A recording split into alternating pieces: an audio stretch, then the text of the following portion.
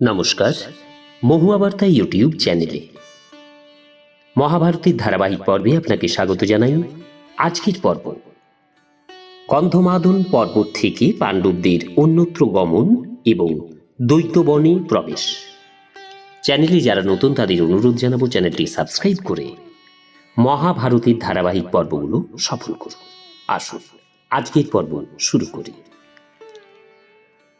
জন্মেজয় জিজ্ঞাসা করলেন, হে মণিবর বৈষম্পায়ন, মহারথী বীর অর্জুন অস্ত্রবিদ্যা লাভ করে ইন্দ্রভবন থেকে ফিরে এলেন, তারপরে পাণ্ডবরা কি করলেন?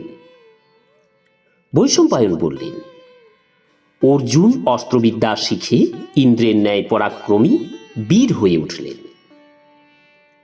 সকল পাণ্ডব একসঙ্গে সেই বনে থেকে রমণীয় গন্ধমাদন পর্বতে বিচরণ করতে লাগলেন।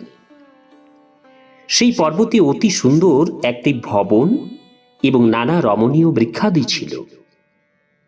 কিরীটধারী অর্জুন হাতে ধনুক নিয়ে সেখানে ভ্রমণ করতেন এবং অস্ত্র সঞ্চালন অভ্যাস করতেন। কুবেরের অনুগ্রহে পাণ্ডবরা সেখানে থাকার সুন্দর বাসস্থান পেয়ে খুশি হয়েছিলেন। অর্জুনের সঙ্গে তারা সেখানে 4 বছর কাটালেন, কিন্তু তাদের কাছে এই সময়কাল মাত্র একটি রাত বলে মনে হয়েছিল। এইভাবে 10 বছর অতিক্রান্ত হল।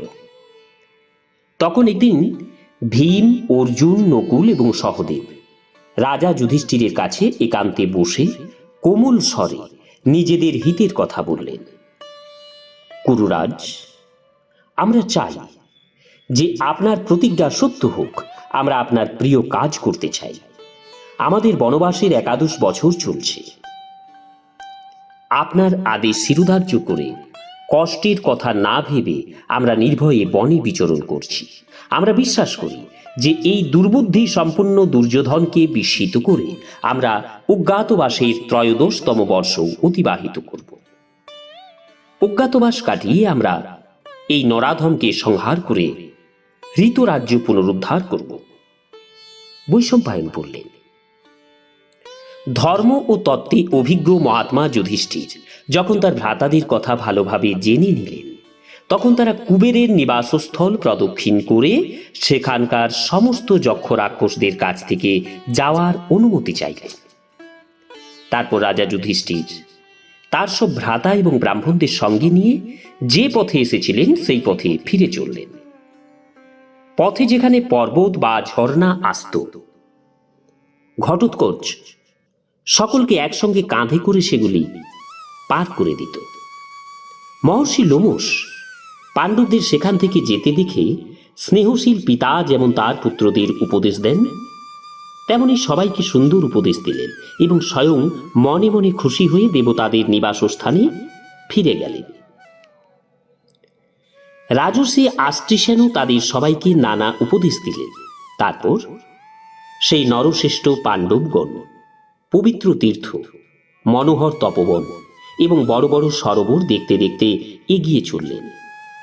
তারা কখনো রমণীয় বনের মধ্যে, কখনো নদীর তীরে, কখনো পর্বতের ছোট বড় গুহায় রাত কাটাতেন।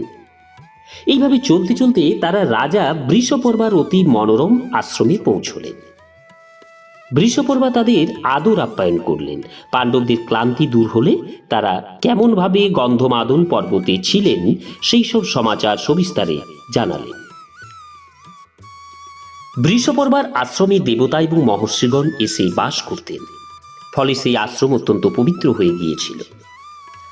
পাণ্ডবরাও সেখানে এক রাত্রি থেকে পরদিন সকালে বদরিকাশ্রম তীর্থ বিশালা নগরীতে এলেন।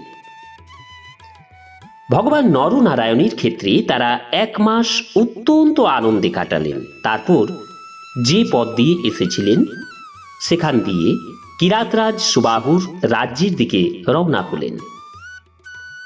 চীন, তুষার, দরদ, কুলিন্দ যেখানে মণিরত্নের খনি আছে সেগুলি পেরিয়ে হিমালয়ের দুর্গম প্রদেশ পার হয়ে তারা রাজা সুবাহুর নগরে এলেন। রাজা সুবাহু যখন শুনলেন যে তার রাজ্যে পাণ্ডবরা পদার্পণ করেছেন, তিনি অত্যন্ত প্রসন্ন হয়ে নগরের বাইরে থেকে তাদের স্বাগত জানিয়ে আহ্বান করলেন। রাজা যুধিষ্ঠির তাকে সম্মান জানালেন। অত্যন্ত আনন্দের সঙ্গে তারা রাজা সুবাহুর রাজ্যে এক রাত কাটালেন।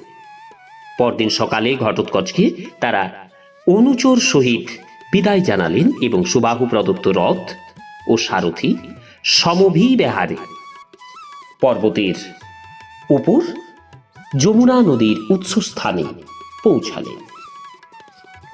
বীর পাণ্ডবরা সেই পর্বতের উপর বিশাখ জূপ নামক বনে বাস করলেন। সেখানে বসবাসকালে একদিন ভীম পর্বতের কন্দরে এক মহাবলী অজগরের কাছে গিয়ে পড়লেন। সে ছিল অত্যন্ত ক্ষুধার্ত এবং মৃত্যুর ন্যায় ভয়ঙ্কর।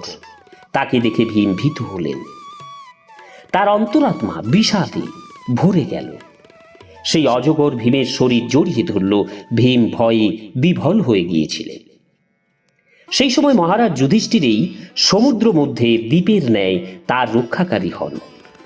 তিনি সেই সাপের কবল থেকে ভীমকে রক্ষা করেন। সেই সময় পাণ্ডবদের 11 বৎসর পূর্ণ হয়ে 12 বর্ষ শুরু হচ্ছিল। তাই তারা কোনো অন্য বনে ভ্রমণ করার জন্য চৈত্র রথের ন্যায় সুন্দর বন থেকে বার হয়ে এসে মরুভূমির কাছে সরস্বতী নদীর তীরে দ্বৈত বনে পৌঁছালেন। সেখানে দ্বৈত নামে এক অতি সুন্দর সরোবর ছিল। নমস্কার, আজকের পর্ব এখানেই শেষ করছি। আসবো আগামী পর্ব নিয়ে। চ্যানেলে যারা নতুন তাদের অনুরোধ জানাবো চ্যানেলটি সাবস্ক্রাইব করে মহাভারতের ধারাবাহিক পর্বগুলো শ্রবণ করুন। রাধে রাধে, হরে কৃষ্ণ।